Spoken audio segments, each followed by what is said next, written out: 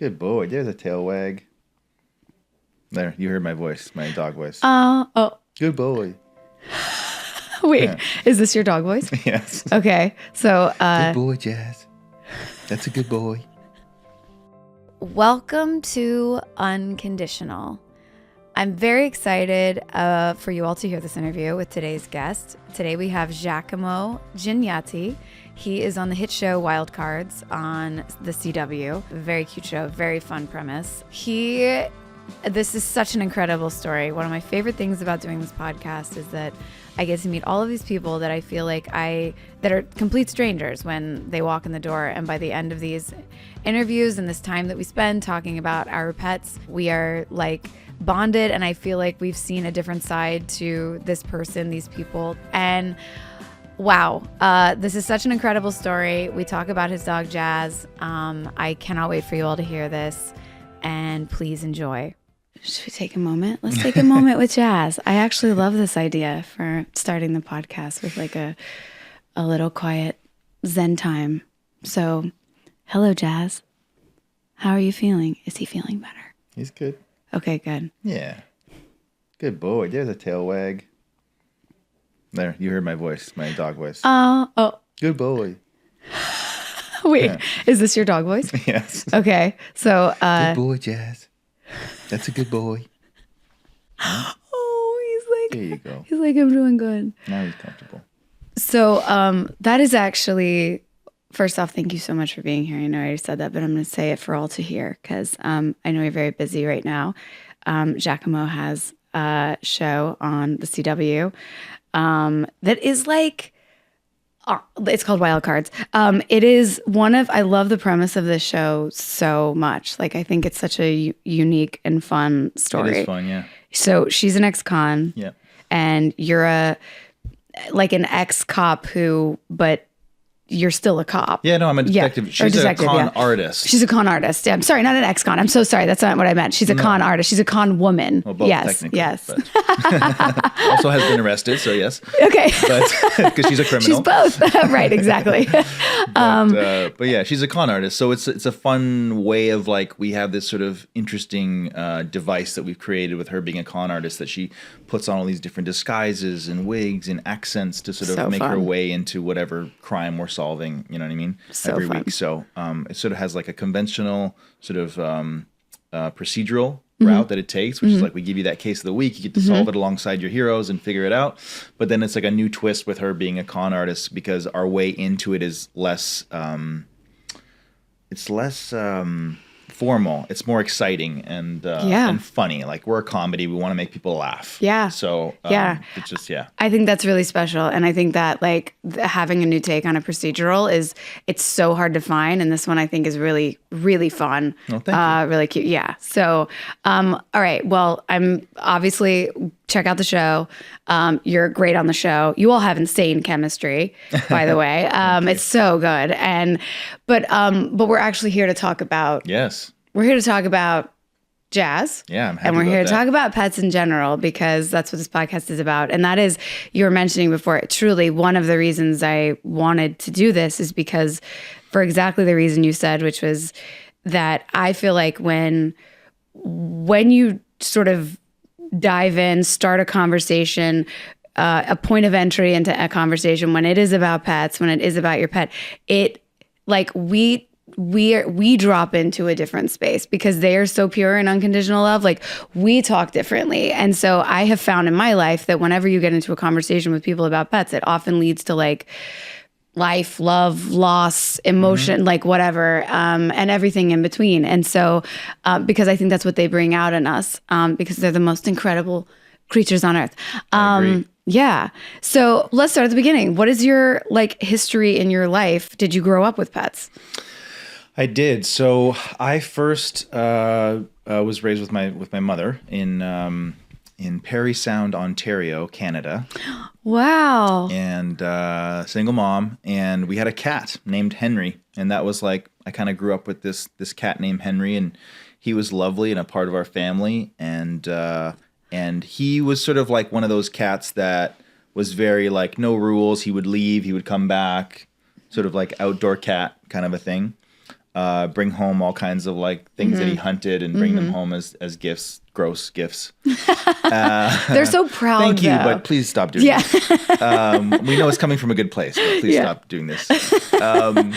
So sometimes he would disappear for like a week at a time, 2 weeks at a time, but we always knew he would come back. Right. And we live in a small town. It's not like a city where like, oh, he got hit by a car or something. Like it's all like trees and brush and stuff like that. So one time it was about a month and a half he hadn't come back. And so we were just like, all right, like, you know, something happened and it's sad. And so we decided, well, we should get a pet. And my mom was thinking, oh, another cat. And I was like, well, I'd love a dog. And so we went out and we went to this little farm that just had a litter of puppies, and we found this one. It was like 12 of them, and we found this beautiful little puppy, and she was the only one that was named, and her name was Huckleberry, like Huckleberry Finn, which is a story I love.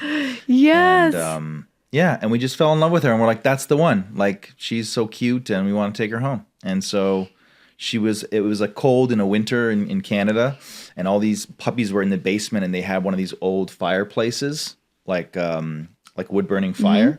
And so they were all huddled under this like fireplace to get the warmth. Oh my God. And there's so these little cute. puppies. It was just like adorable.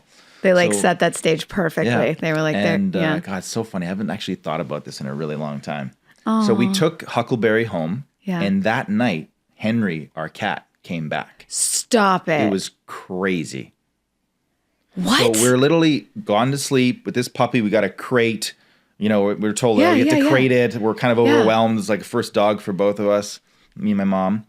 And suddenly we hear this like scratching at the door in the middle of the night. And we're like, what is going on? And we open the door and it's Henry. And he's like, I'm back. You know what I mean? Henry's like, oh, you thought you were going to go get a dog because I wasn't here anymore? Exactly. Sure. Literally. Oh my God, that's amazing. So then, of course, we were happy. Of course, we were so happy that Henry was back. But then we were like, oh dear, well, some things have changed since you've left. And he was not happy about it. Oh my God, that's And just so amazing. then became the sort of, you know, years of them sort of having to contend with each other. And a puppy, you know, puppies are so innocent. They just want to play. Yeah, so yeah. when they find another animal, like they're just going up and so Henry was not trying to play. So he was like swatting at him and being like, get out of here. This is my house. You shouldn't be here. But eventually they found sort of like a piece of like coexistence. That's good. Yeah. What kind of a wouldn't say they puppy? were friends ever. What kind was the Huckleberry? She was a Beagle, German Shepherd, and Collie mix. Really beautiful dog. Whoa. That's wild. That's actually a wild mix. Beagle, very like was her instinct, like hunting dog, nose always on the floor, sniffing everything. Like all she did was just sniff and hunt. No. And but like she looked like a German Shepherd and Collie kind of mix from her coat. She was a beautiful dog. That was like my childhood dream dog that like, you know, Oh my God. How did Henry know? Like a month and a half goes by and I don't know if Henry's it was like, a coincidence or it's just like he was watching from afar and then was like, oh, okay. do they really love me? Yeah, Let's see how exactly. long I can go before they It was replace always a me. mystery to me. Oh my God, how crazy. Okay. So that was childhood growing up. Cut to, you know, you as so do you live in LA now? I do, yeah. Okay. So when did you have pets before like Jazz? I had other dogs like growing up, like okay. later in life in my like family home. Yeah. But Jazz is the first dog that I've got as an adult just for me. Okay. So yeah, it's your turn. He just looked at me like, I keep hearing my name. How did Jazz come into your life? So my wife is also a huge lover of dogs, and like she always wants to save and rescue all of the dogs and foster all of the dogs. Good. If That's a we good thing. She's like, I just wish we had a big farm and we could just adopt like 1,000 dogs and have them all. That's like her dream. So I was like, well, we can't do that, honey. I love the heart, but we can't do that, honey. Right. And so she was bugging me for a long time to get a dog, and I was just kind of like, and I love dogs, but I was just like, you know, I work a lot in Italy and Canada and here, and just like my life is just really crazy and has a lot of travel. Yeah. Which is difficult when you have a dog. Yeah. Yeah. And I knew I wanted a bigger dog. Like I'm not a fan of sort of smaller dogs. Yeah. I always liked bigger dogs. Yeah. So I was like, if I'm going to get a dog, I'm going to get like a bigger dog. And then it's kind of hard to travel with them. So she was always bugging me and we were always kind of arguing about it. So finally the pandemic hit And she was like, you have no excuse. Now we need to get a dog. We can't go anywhere. We're not traveling anywhere. So this is the perfect time. We'll have all the time to train him, to like work out whatever stuff he has and acclimate him to our home and all that kind of stuff. So I was like, okay, fine. I have no excuse. Yes, let's get a dog. And so I went on Pet Finder, which I had been on before. Occasionally I would just look at dogs. And I knew my friend Ian from Toronto, who's also an actor, he had this 3-legged lab pit mix that I had come to love over the years. Her name was Stevie. Just a beautiful dog. And honestly, like, she walked so incredibly on 3 legs. She even swam, which he can't do. Wow. So I just saw how able she was and how, like, it was not a disability at all. Like, they thrived. Yeah. Because I think the magical thing about dogs is, like, they don't have the ability to be, like, depressed or emotional down. about it. They're right. just like, oh, guess I have 3 legs now. Like, let's go for a walk. Whereas, like, we would be like, oh, woe is me. Life is over as I know it. Yeah. I cannot continue. You know what I mean? It's so true. They're so resilient. They just don't have that ability. They're like, yeah, okay, cool. Yeah. Now what's next? Yeah. Like, they just shake off trauma. They shake off fears. They shake off any sort of setbacks in their lives. And, like, I think we can learn a lot from animals in that respect. Agreed. So I was looking at dogs that had disabilities. I was looking at like blind dogs, deaf dogs, dogs with 3 legs or whatever. And I came across Jazz. And he was like this lab pit bull mix also. And I found this shelter in Inglewood called the Lovejoy Foundation. Oh yeah. And he was there. And they said he's been here for the longest out of all the dogs. And he was actually adopted and brought back to us, which we hate. And it's like a huge thing that we really like. We hate to have that situation because it always worsens for the dogs, like mental health. Absolutely. Also, I mean, I'm sure they told you this, but like big black dogs, the last to always get adopted. Yeah, they said that. Always. Yeah. There's something about the color that people are sort of off about where I'm like, It's crazy. So we went there. And we saw him, and he was just like so sweet and tranquil. And honestly, there was a lot of dogs kicking off, barking, and all kinds of craziness. It was a very chaotic environment.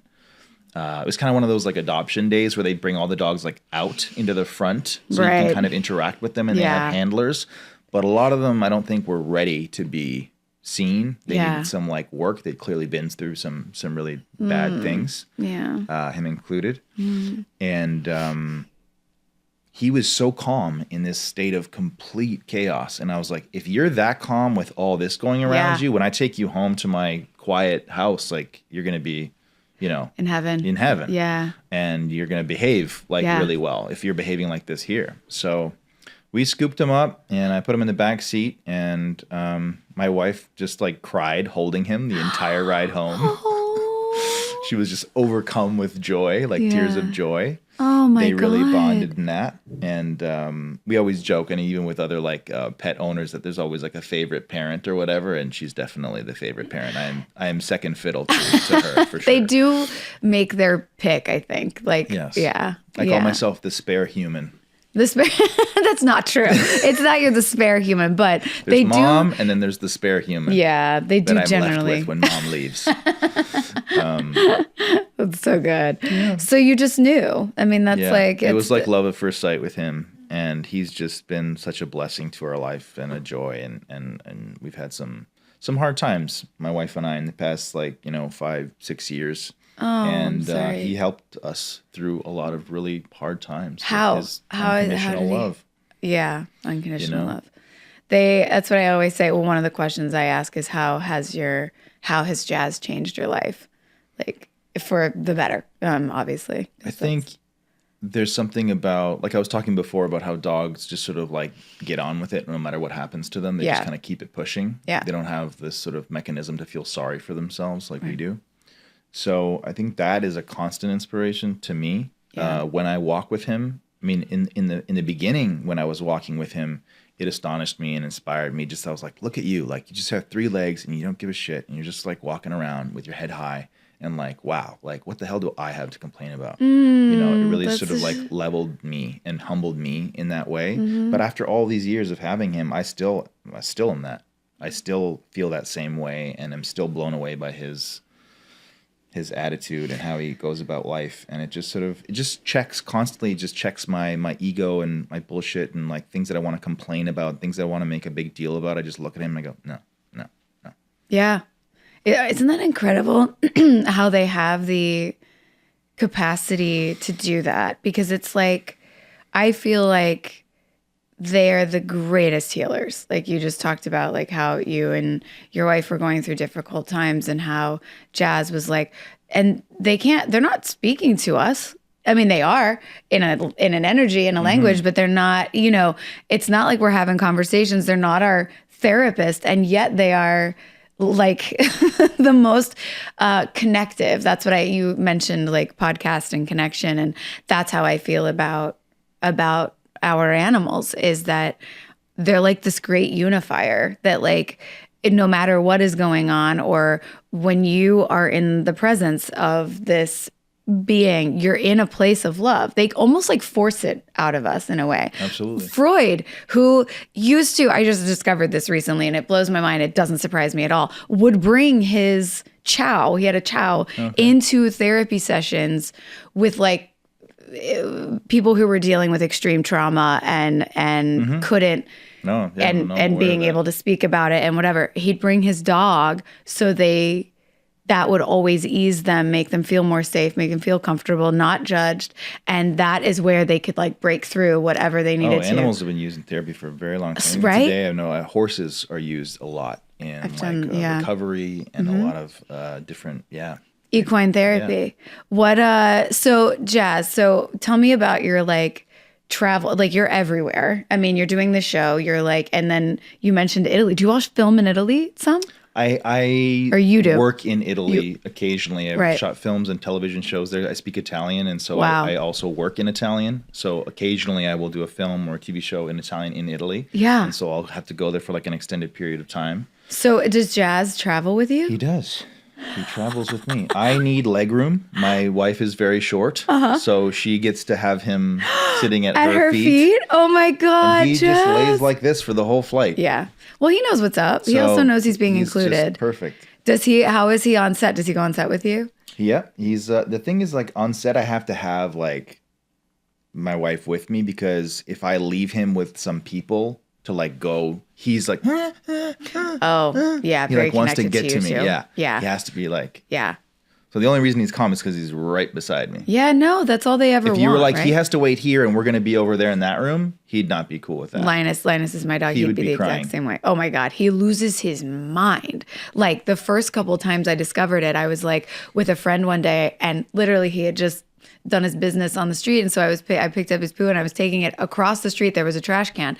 I was just like, hold him for a second, and she was like, okay. And we were standing there, and I go, and he's like, and I turned around because I thought something happened to him. Like he was literally like, "Row, row, row," and I was like, what's happening? This was right after I got him. Oh, okay. And it was just because I had like I was getting far away. I don't know if he was worried I was going to be hurt, or if he just was like, come back and make me feel better. Either way, he's still like this. They have this connection, right? They're like, I think for him with me, he's very like, I think he has taken on this protector role a bit. So I do think when he can't see me, he's a bit like I'm not there to keep you safe. Did you have him as a puppy, or did you have him like when he was like a couple years No, old? in fact, I've only had him like a year, going on a year and a half. But no, they thought two. So I had a dog. I mean, kind of part of the inspiration for this podcast was I'd had a dog who passed away in December of 21. And, it was abrupt and pretty traumatic. And so the grief of that was like just nothing. And I've lost pets before, and very like soul pets. And, but at the end of life, and there was as hard as it was then, it's always hard. There was something about like the abruptness of losing Peanut, that was her name, that it just really took it out of me. And then I also found like that Peanut, Linus, you're a Charlie Brown fan. You got it. So good connection. Most people. So it's funny because when I got him, and well, I'll tell you the story really quick, but because I had experienced such a deep level of grief, but I was also like noticing that when I I was canceling plans, and I was really having a hard time. And I also felt like I had to tell people like, yeah, Peanut died. And they were like, yeah, that was, I'd have to say almost like, I know she's my dog, but we were really close. Like I felt like I almost had to over explain it to people because it's like it wasn't a human. And then there was like, and then someone gave me this book all about like pet grief, and it was how we kind of don't recognize it the same way. And so, not to be like a downer, that's not what this podcast is about, but it kind of had me exploring how profound and deep these relationships go for us. And so it took me a very long time to recover. And when I saw Linus's picture, I saw it, a purposeful rescue here. I was like, I think I'm ready. And for some reason, I just feel like this is my dog. I met him briefly. I had to get on a flight. Literally, it was like the fastest little meet and greet, whatever. I was like, yeah, he laid on my lap. It was really sweet. They're like, but he has to have surgery this week. So, let him have his surgery. We'll talk later this week. It was sort of, it was decided, but undecided. And then I got on my flight and I went home. I was in Kentucky visiting my mom for the holidays. And I was like, I'm just going to say yes. I feel like I need to just do this. Like it was a brief meeting, but I just have this strong feeling. So I was like really emotional about it. And I went upstairs and I was like, Peanut, all right, I'm going to say yes. But like, if you want to send me a sign or something that like, this is my boy, I'm ready and whatever, but I'm saying yes. So I signed the papers and then and I got up the next day and I had an email from the rescue with all of his records. And I was just going through like the shelter records and I saw that his shelter intake day was December 9th, 23. And that was 2 years to the day that Peanut had passed away. And I was like, oh, did you see Jazz? Jazz is like, I like this story. And so I was like, okay, cool. That's a kind of a cool sign. Like he actually went into the shelter the same day. She had 2 years to the day she passed away. But then I saw that they had guessed that he was 2 years old. I can't tell the story without crying. So they gave him a birth date of December 9th, 2021, which is the exact day that she passed away in 21. So it was this very strange, like, Peanut? Did you, like, I was like hit over the head with the signs. It was crazy. It was like a direct. So I was like, maybe I'll name him after a nut, like cashew or walnut or something, because she was a peanut. But I picked him up on Christmas Eve from his surgery. So I was like, I got home and Charlie Brown Christmas was on. So it's my favorite Christmas album. It's playing on Same. On the holidays. Nonstop. Nothing better. I got a record player just so I could play it on vinyl. Yeah. I don't play anything else on vinyl. Why am I talking? Sorry, I keep talking to you too. Ever. Yeah, it is the best Christmas album. It's the only Christmas album. I mean, that's how I feel. I'd literally nonstop play it. Terrific. So when it was on TV and I saw like Linus can't come out, I was like, he's not Charlie. His name was Flannel at the rescue. And I was like, I just couldn't call him Flannel. And I was like, I don't know. So I was thinking Peanuts, and then I was like, oh, he's Linus. So you are correct.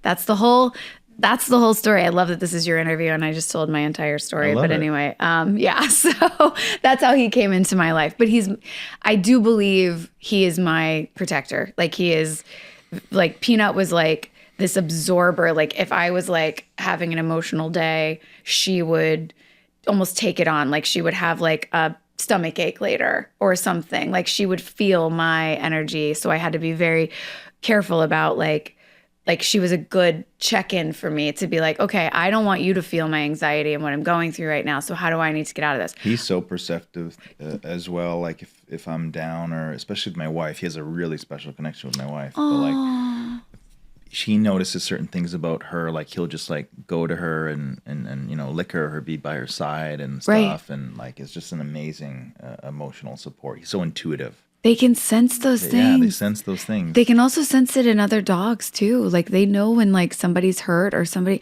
Jazz is there's something very magical about Jazz. Like even just the presence of Jazz in this like room right now.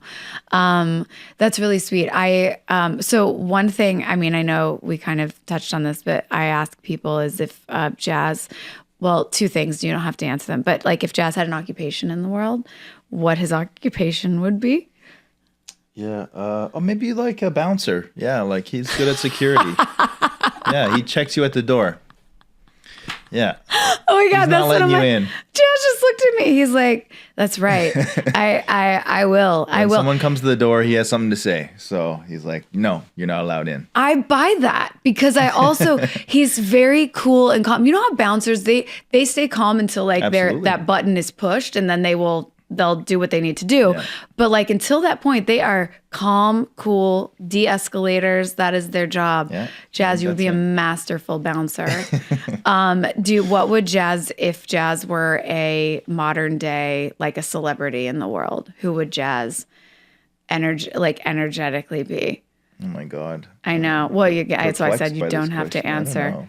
Yeah. Maybe some like recluse poet. I don't know. Yeah. He likes I to could just see be that. alone and think and think. and He's be a in his thinker, a feelings. philosopher. Totally. Oh my God, I love this so much. Yeah. Is Jazz? So Jazz will be an only dog, right? Yeah. Because of your travels and things. Yeah. What is next? What is your next travel destination or work? Well, we're going to go back to probably doing some more wild cards, we hope, soon. And so that will be going back to Vancouver, which is not far. It's No, pretty that's short, not too bad. Pretty short flight. Yeah. Do you find that the okay, and we can choose to leave this in or not because I'm just going to gossip about airlines, but like, who do you fly mostly between LA and Vancouver? We've had a really great experience with United. We just always book United because we had Hands the down. first time when we tried to take him to Europe. We just sort of like did some research, had some great like reviews and stories from other people. We tried them. We had a terrific experience. Yeah. And I have this thing that I live by, which is like, don't fix it if it ain't broke. Yeah. So I was like, all right, that was amazing. The staff was amazing. Yeah. I was like, let's just always do United now. And that's what we do. That's I literally all knew we you do were now. going to say that. That literally in like the last year, maybe 2 years, I've been like, I didn't ever fly. I never flew United. I was like in America, that's where my miles are. And then like maybe Delta is where we usually get, or Alaska if you're going up there. Yeah. And I flew United. I flew United with Linus. It's a dream. So I now have like this United account just for this reason. I cannot believe, I mean, I kind of knew you were going to say that, but I also am like, thank God. And it wasn't like a thing of like, I tried them all and this is the best Yeah, one. It was yeah. just like, we just kind of happened to It that. worked. And then it worked. So like, I'm not trying anything else. I'm just like, What is Jazz's travel, like pre-travel and during travel rituals or Jazz things that has Jazz needs? a prosthetic leg that we found. There's a company called 3D Pets, which actually I'm really excited to talk about here. If there's other dog or cat or pet owners, I mean, they do prosthetics for like ducks, cows. 3D Pets. 3D Pets. Oh, we'll totally post. We'll feature that. So Yeah. they basically have a 3D printing machine. They take a body scan of your dog, or you can do it like we did it with a cast. They send you a casting kit where you put a cast around their body, and then it hardens, and then you cut it off, and then you send the cast away, and they do a 3D scan of the cast, Yeah. and then they make this 3D printed leg. Some dogs have like Unbelievable. nubs still from their leg. Jazz had a full removal, so he doesn't even have a shoulder on that side. So there's nothing to sort of like plug into. So he has this sort of like a apparatus that's kind of like a vest that goes around his entire rib cage, and then Okay. there's a prosthetic leg that comes down. And so he's able to, when we go on long walks, just run like a normal dog. Stop it. And He's fine with it. Yeah. Teaching him to use it was a little bit of a learning curve. Yeah. As they said, they're like, it's going to be a learning curve. Yeah. Especially since, from what I know, he kind of was amputated as a puppy. So it's kind of like all he's ever known is this. I was going to say, do you know why or what happened? We don't know. Yeah. I also got him at like 2.5 years old. So he had, a whole life really before me. Wow. So yeah, like when there's older dogs, they sometimes have cancer and they have to be amputated. When you reintroduce a prosthetic leg, it's like, oh yeah, I remember this. You're like replacing Totally. the thing I had. But with dogs like Jazz, who never really had one, Yeah. it's actually a foreign object. Like it doesn't, like he's like, no, I walk on 3. Like Yeah. I don't need that. I'm good. Like, you know what I mean? You have to really like. Fascinating. So it was a lot of sort of training, and at first he would just throw himself on the ground and go like, no, I'm not doing this. I don't like this. What is this? Get this off me. But then finally he's like, the guy kept telling me, you just have to be persistent, and finally he'll make that, mind muscle connection and understand it. And one day it was just like, he just got it and was like, oh, this supports This my helps. weight. Oh, Yeah. I can, if I move at a certain pace, I can get it to push off. And like, And now he just like runs. And so it's great. So like here or around the house, I don't have it on him because he's just a couple steps here and there. Sure. 3D pets. Yeah. That's incredible. Yeah.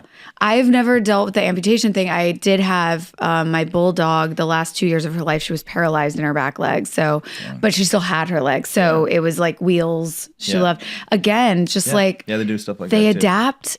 And they didn't shoot. I just like throw the tennis ball and she would be like, okay, I'm going to just like scoot with my wheels now. And they don't think, as you just said, like they're not emotional about it. And it might take a minute to adjust. And especially in Jazz's case where it's like, I never had a fourth leg. So it's not anything I miss necessarily, or like even and it have just like breaks your heart. Like I just like I see videos of certain dogs with like amputations and stuff and they're just smiling and playing. And it just like, I just cry. It's just, amazing. Like, it's so moving. We had someone on a couple weeks ago who has a dog and both front legs are amputated. She literally just bounces kind of I've on seen her dogs leg. like that. It's remarkable. And they're not feeling sorry for themselves for a second. What a lesson. What a lesson we can learn from these beings, I swear. We'll give a shout out and a little thing to 3D Pets because that's an incredible company. It is, company. I knew there were companies doing that, but I did not realize like the ones doing like the ducks and the like all the animals. That's incredible. Yeah, if you check out their page, it's really cool. Like the variety of animals they help. Yeah. Well, anything else you want to add or tell me, or that I haven't asked about Jazz, or that you would want anyone to know about your relationship with him? That oh, Jazz, I wish you could talk because I feel like you're having lots of thoughts right now. Oh, very pensive dog. He is. Every time he hears his name and he just gives me this like side look, like, okay, I know you're talking about me.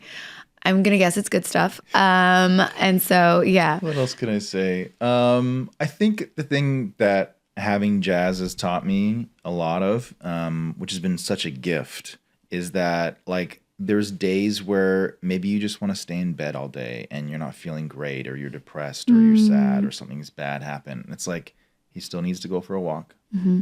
He still needs to be fed. Like he doesn't give a shit about your problems. He has needs. He also so it's like that is such a great thing that I have. That it's like I can't stay in bed. I can't do that. I can't, like, he has needs. Yeah. And they have to be above mine. Yeah. And he's the priority. And so it's like those things help me tremendously in times like that I have a responsibility to him. Because if I didn't have him, the alternative would be so easy to just sort of like lay in a mound of my sadness or whatever I'm going through and just lean into that. Mm-hmm. But he's like, no, like I have needs. Like I need you to meet my needs. And so it helps you bring yourself out of that and do something. And now I'm walking and now there's sunlight on my skin and I'm hearing birds and I'm happier and I'm fulfilled. And it's like, suddenly I'm past that thing that was making me sad or angry or whatever. So it's really the benefits of having animals is just so it keeps unfolding as you have a life with them. Yeah. Wow, that's beautiful. That's literally it. That's like one of the things I often say is like they get you out of bed. They get you out of that thing that's been... Linus will literally swap my phone out of my hand. You've been scrolling too long. Yes. Like, I know you're doom scrolling. Funny. You don't even know what you're looking at right now, Mom. I just know you're not looking at me. Yeah, exactly. So, like I'm going to swap this thing. Away. Exactly. Out of your hand. Or if I'm getting upset on a phone call. So, I have a couple, like, when I get, like, if I'm on a call and he can tell I'm getting worked up, he'll start whining. Literally whining, like, and it'll become my excuse. I'm like, Linus has to go out. I'm so sorry. And I'll get off the phone. He'll be like, yes, mission accomplished. Like, just to get me out of the thing that I was like supposed to be. Jazz, you are the best. I mean, you're the best guest. But Jazz is really the best guest. And this is like I love this story so much too, just because I think it's such a good example of like a three-legged dog is just as much a pet. It's just as much a, like, you're going to have the same loving experience with a three-legged dog, a four-legged dog, a, two-legged dog, or whatever the case might be. They're still going to come into your life and change your life. And like, that's nothing to like be afraid of. But also I just have to say to you and your wife, they are the last to get adopted. They are not we've talked about it a lot on this show, but like even the rescues and people that I know, and I hate to say it, but even a lab, a pit, a black lab, a pit mix, missing a leg, like y'all it takes a certain kind of person to recognize that and like take that. Thank so you. good on you But all. it's also like kind of like education. And so we are with Jazz all around the world, and people always come up to us and ask the story. And so for me, it's also about breaking down that barrier of showing other people that like, yeah, there's like nothing wrong with them. And like, you can like, also I think people, and for good reason, might be skeptical of taking on a dog with disabilities. Yeah. Oh, it's going to be more work. And so it was my time with my friend Ian and being around his dog that opened me up to being like, no, it's not.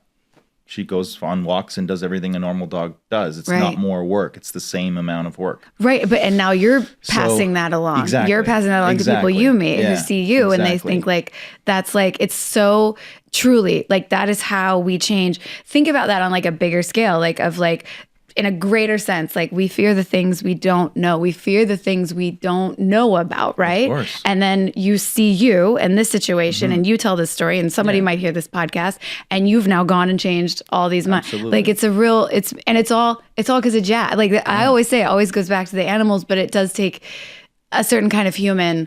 I think this is the first, we've had special needs dogs, but this is the first, like three-legged. Oh, well, you had the two-legged dog, I guess, on too, right? With Zach's dog. Oh my God, you have to see this dog. Good, yeah. Her name is Cora Rose. She has pink ears. She's just a whole thing. She's like the best thing. But anyway, but this is like, and I like having the conversation about the black dogs being the last to be adopted, and also, you know, the returning thing is a really like we still can't believe it. We're like, how did someone take him back? We're like, how could you do that? Because he was meant to find you. Yes, of course. That's why. Like, and I do believe that too. I believe that they're here. They know they pick us in a lot of ways. Like, even though I saw Linus on an Instagram post, there was something about like his eyes, and I was like, and I mean, he had a fractured pelvis, 2 bad knees. He had to have multiple surgeries, like whatever. It was like, I don't know this. I just know I'm supposed to know this dog. Yeah. He just reached out through Instagram and was like, yo, but like same with Jazz. If Jazz wasn't returned, and I hate that happened to Jazz, but like he got to be absolutely with you. Absolutely. I love these stories so much. It's like the whole point of this, like, again, like you've gone and changed someone's mind, you know? And that's an incredible thing. And hopefully, we always say that we hope to inspire other people to adopt pets with disabilities and things, because they have so much love to give. Nobody wants to pick them. Nobody wants to take them home. And like, they're just such incredible. They just love so much. Yeah. I think they're strangely aware of the fact that like, they're not going to get picked. So when someone picks them, they're just like, oh, I'm going all in on love on you. Like, you're going to feel, because I know how much of a risk you took on me. You know what I mean? It's like, I feel like they feel that. They do. I do believe they know that. And I think rescues in general know that, who have like, you know, anxiety and all, but like, especially they are so aware. Like Jazz is aware that a bunch of people probably came to Lovejoy. And walked right past his cage, you know, like they know that. And then you didn't. So, I love this story so much. I wish like, and I also like, I've been telling everybody I love doing follow-ups. Like if you and your wife wanted to do one, like I've been doing some couple stories too, cool. Just because I do feel like they are very, you know, the perspective and her perspective and like, I don't know. And also Jazz is just like an angel. I like his presence is, but I will do like I said, intro, outro. I'll obviously like mention the show and anything else you want mentioned, but is there anything else before we wrap up you want to add? I mean, you've said so, like, this has been such a beautiful interview. I can't thank you enough. I think I've said it all. Yeah. What about you, buddy? You want to say anything? Just napping? Just taking a big nap? I hear you, Jazz. Okay. Yeah. All You're right. good. You're good. I think we're good. This was beautiful. Thank you. Awesome. Like that was like, thank you so much. Like that's the whole point of the pod. This is the point of the podcast. Like I love, doing these interviews that talking about how these animals are changing the world, but also the people that they're parents. Yeah. You know? And also like you don't like, I'm sure you feel the same way of like, there are accommodations that you have to make for your dog. Like that inconvenience you in small or large ways. Yeah. But it's all worth it. And it's Like also there's not a single time where you're like, oh, that accommodation I had to make was not worth it. Like it's always worth it. 100,000%. You're like, I'll move whatever mountain I have to move so Yeah. that he can come or so that he can be a part of that. Or Yeah. it's like, but we do make a lot of accommodations. We do. I never regret a single thing. It's also a good lesson. It makes us be, it's a selfless, like I love Linus. So his comfort is ahead of mine. Yeah. But like, what a human lesson to have as well, to whether that's patience, whether that's like, okay, I've got to make accommodation. I've got to figure this out. This might inconvenience me a little bit, but that teaches us too. That's what I hear all of it and I love all of it. And thank you so much. This was so wonderful. And so much. Jazz, thank you too. I know this was a little journey for you and you settled right in, I gotta say. And please watch Wild Cards on the CW. Yes, thank you. Super fun. And I'll put that in the intro and outro too. But I can't thank you enough. This was awesome. And thank you for being so like open. Thank you so much to Giacomo and Jazz for being here. I'm so moved by this story, and I'm so glad we did this interview to talk about, the fact that you don't have to be afraid of adopting a dog that is special needs, and how just wonderful that bond and relationship can be, no matter what. And Giacomo and his wife are just amazing human beings for adopting Jazz and then, spreading the word as well. So thank you all so much for listening.